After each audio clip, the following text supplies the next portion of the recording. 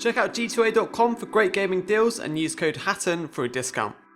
Hello, welcome to Hatton Games. I don't usually analyse amateur teams, but I was watching the £400 Game Face Cup not too long ago and I saw a really neat strategy from a team called BMICE on Overpass. This is an execute onto the B site where one player holds connector, one holds outside monster and the rest take control of short. Together with 3 smokes, 1 molotov and a nice pot flash, they roll onto the site and have a clear path to run through, clear out the CTs and get the plant. It essentially isolates any player at monster and forces anyone at water to either fully commit through the smoke into the pot flash or fall back and play for a retake. It works very well when the CTs aren't taking aggressive control of short, but you must always be wary of anyone jump spotting from the wood to give the game away. Cetus is the player responsible for holding outside of monster. He throws a flashbang over to short in order to help his teammates push safely. Once his team is ready to execute, he sets up his smoke and wins a very important duel onto the player at monster.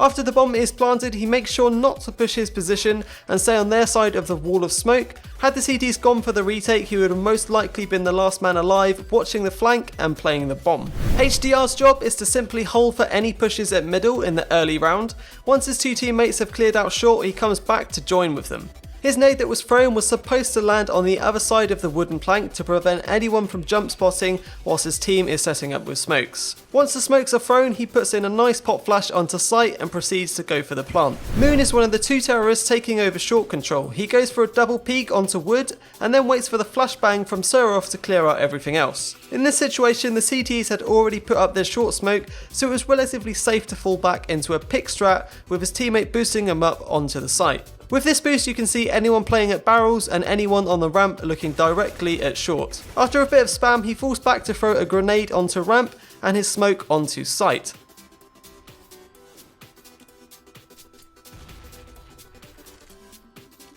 It's Moon's job to get any tray kills entering onto the site, but it wasn't necessary this round. Angelo is the other teammate taking over short control. He boosts Moon up to look onto the site and then falls back to throw the final smoke onto site and the molotov for barrels. Being the first entry onto site, he has a clear idea of where the CTs could potentially be, either monster side or close behind pillar. This makes it a lot easier and you can see the massive advantage the terrorist side have coming onto site. Math's job is to hold connected to prevent any CTs pushing behind the short players whilst they are setting up for smokes. He throws down a smoke onto the connector stairs that allows him to see the CT's feet as they come to peek him. This enables him to win the duel versus the CT's AWPer and maintain enormous map control for the T side. This smoke can also be used later in the round if you want to play a more passive position and can further delay any CTs rotating from toilets whilst your team does the execute. As you can see, he simply holds his position until the end of the round and shows good patience for any rotations that were to come his way. From the CT's perspective, Joey decides to reposition ahead of the smokes and gets fully flashed. Once that wears off, he has 2 terrorists straight in his face and gets taken down. Velox is playing monster and actually doesn't get blinded or smoked off at all. He just simply lost the 1v1 duel against Cetus. If you want to see more strategy breakdowns, don't forget to support this series with a comment and a like. As always, thanks for watching and I'll see you next time.